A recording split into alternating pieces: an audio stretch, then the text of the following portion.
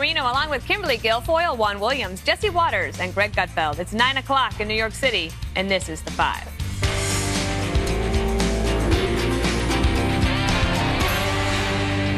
Some breaking developments tonight. There's a report that the FBI wiretapped former Trump campaign manager Paul Manafort, both before and after the election.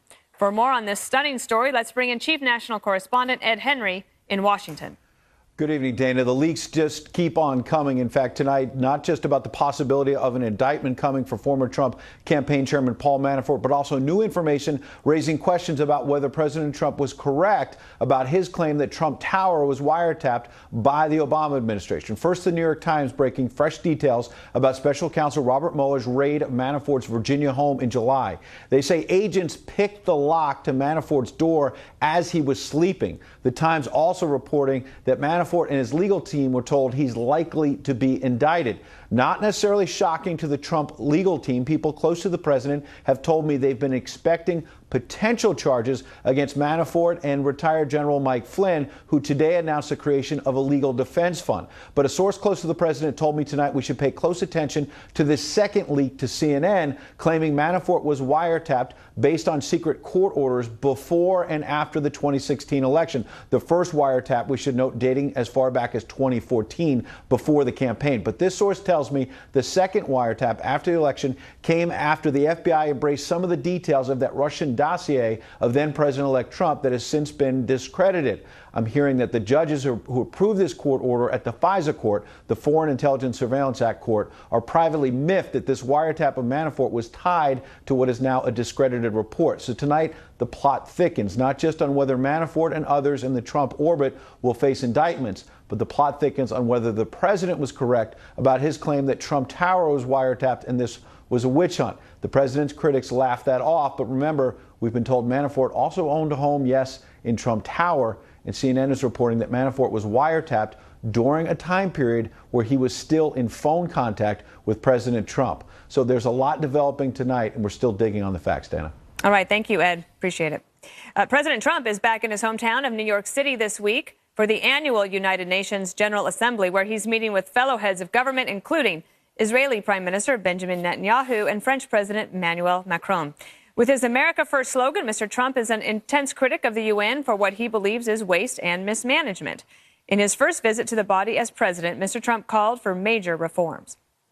We seek a United Nations that regains the trust of the people around the world. In order to achieve this, the United Nations must hold every level of management accountable, protect whistleblowers, and focus on results rather than on process. We encourage all member states to look at ways to take bold stands at the United Nations with an eye toward changing business as usual and not being beholden to ways of the past which were not working. All right, Greg, so previous presidents may have said it, but I think that the United Nations thinks that this one really means it. Yeah, yes. First of all, we have to talk about him calling Kim Jong-un Rocket Man. I think he should continue this. He should refer to Netanyahu as Benny and the Jets and Macron Tiny Dancer. Donald Trump is closest to American attitudes about the UN that you will ever find. He realized, and willing to say so. Yes, we've all figured this out. We all, especially people who live around this horrible place. It's basically Epcot Center without the amazing food court. And finally, we have a president that says we're going to reform it. And for the longest time, the UN has always pointed fingers at us, passing judgment on us while they double park their limos. They don't pay their parking tickets. They harass our call girls. They close down department stores so they can buy their mistress a stuffed boar. What? And they tell us. Happened? No, I made that up. Oh. But what I'm saying is that they come here and they take advantage of this country. They have a free ride here. And it's nice that a president is saying the word reform, because reform means we're now looking at you. Mm-hmm. We're looking at you. You've got to change your ways. Enough about us or U.S. I have to take issue with something Gutfeld just said. I've been to the UN, and their food court is fantastic. Are you sure that wasn't the Epcot Center? Is it like, can you get everything from all around the world? Everything. What's your favorite? Mongolian. Okay. It's terrific. The beef? I can't believe I'm saying that, of course. Thanks for clarifying, Kimberly. Thank you. After some of the other commentary. I can't believe I'm saying this. I miss Gaddafi. Remember when Gaddafi would come in during the UN General Assembly and he wouldn't sleep in a hotel? He would pitch a tent in Central Park. Yeah. Those were the good old days. Did he we didn't let him do that, did we? Oh, yeah. We did. Oh, yeah. We absolutely did. Amazing. I know. And Central The Park good is old much days. safer Yes, because yes, of it. yes. I think the UN is only as strong as the U.S. makes it. And President Trump puts the bully in bully pulpit. He's going to come in and say, just like he did with NATO, pony up, pay your fair share, carry your own burden, because he realizes the United States is not going to be able to pay for this and do all this stuff forever, just like he did with NATO. Now, the Security Council's been more useful to the president than the House and the Senate to a certain extent. He hasn't got a lot legislatively done, but he's got 2 unanimous UN Security Council resolutions through sanctioning the North Koreans. So I think Trump does well on the world stage because he's used to dealing with CEOs and executives, not legislatures, where it's really hard to cobble together big coalitions. And you see him as a man of action dealing with other world leaders very effectively. And I think the speech tomorrow is going to be pretty good. And even tomorrow, or before today, excuse me, I'm excited about the speech. I want to talk about it in a second. But even before today, you had people in the region of Asia, China, Japan, South Korea, all sort of changing its defense postures because the time is now to deal with North Korea. And President Trump made it clear over the weekend, and then as he's talking to everybody today, I'm sure behind the scenes, this is priority number 1. Absolutely, and this is really a great time. It's, fortuitous in terms of the timing to try to build these coalitions and strengthen the resolve to do something with North Korea now, because it's not going to get any better if we just delay of game, right? So they've got to do something. I think people are ready for it.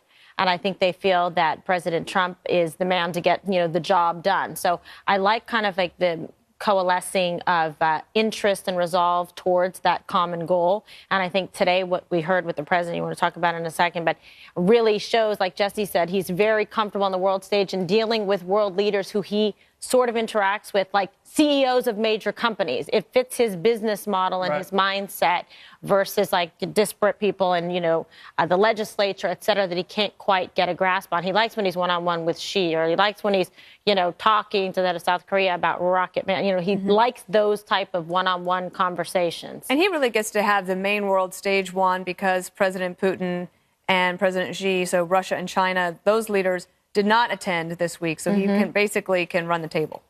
Well, I don't know if he can run the table, but I think this is his show. And I mean, everybody's looking forward to his appearance tomorrow before the General Assembly. This is Trump on the world stage in a way that I think we have not seen before. We've seen him overseas. He dealt with NATO in terms of another multilateral group and said, basically, you should pay up. Well, of course, everybody then said, well, exactly.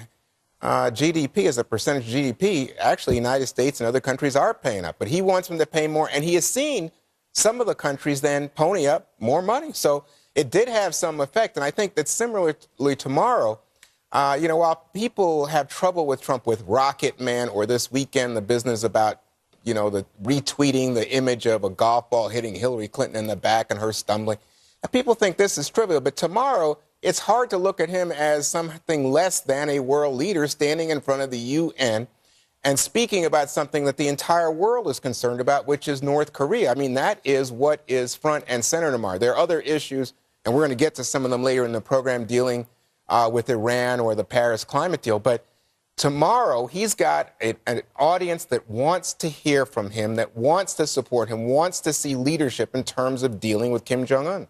I also want to see more of that golf ball video. You didn't see it enough? I thought it was funny. Easy to please. I'm okay saying it's funny. Roll it. Made me laugh. I didn't think it was funny. I thought it was sad that the world leader, the guy that you want to see. He didn't put it together. He just retweeted it. On Twitter, you can retweet stuff and not endorse it. Tweeting is not an endorsement. Oh, my If it's just funny, you retweet it. Yeah. We've all done it. Yeah, if you're president of the United States. That's what makes Trump Trump. He doesn't care. You got to look at Twitter the way he looks at it. He just looks at it as something fun and interesting, and it drives people nuts. It makes them crazy. They get all upset about it. If you don't get upset, then it's nothing. And it wasn't presidential, Juan. It was modern-day presidential. Yeah, it wasn't modern-day presidential for a president that's trying to expand a base. I think he was playing to the worst of his base. He can walk and chew gum at the same time. Oh, yeah. Insulted. And why not just punch a woman in the back with a golf ball? I might be able to. Why you got to bring sex into it? It had nothing to do with gender. Oh, nothing. Nothing. Yeah, Hillary Clinton's not a woman. But if somebody, you know that wasn't real. That's not what I said. No, just somebody's got to tell What Juan. is going on? Somebody's got to tell Juan it wasn't Take it real. back. It was the real. It was LPGA. doctored. The golf ball never actually hit her. It was not. No. That's the image. No, you said it punched her. That's the image that he wanted to send to the world at this moment. But it wasn't real. I just want to be make our it clear president. that people know that it's not real. So, and also the play in Central Park about President Trump, it wasn't real either. Yeah, I thought except it was hilarious. they killed the president. And we did it for 7 days straight. So you think those are the same? Good point. And Waters World did it too. You don't think it's the same? Of course it's not the same. Do you think Kathy Griffin holding a head, that's the same as that? Actually, I think all of it's bad. I don't. I could see it in gradations. I could see that a cute little golf ball tapping her on the back and married to her stumbling is a little bit different. It's playful. It's funny. Yeah, he's just responding to the book. This is a litmus test. He's responding to the book. That's his way of responding to what happened. If it pleases Greg, you know what happened? I just love the self-righteousness. That's all. Totally. Kimberly, in addition, on more important topics, the president met with Israel Prime Minister Netanyahu today, and they're trying to talk about restarting Middle East peace. Yes. Okay. So listen, another great relationship and alliance between these two countries. And we saw right away in the beginning of the Trump presidency that he had the favor of Netanyahu, that they were like-minded, people working very closely together and with confidence. And I would say also trust in one another. He really believes that President Trump is a friend to Israel, and Israel has reiterated back that they are a friend to the United States. So I think that's like one relationship that's going quite well, and they seem to be on the same page. And so that's something they're acting in concert towards a common end. All right. Well, coming up, breaking news, Hollywood does not like President Trump.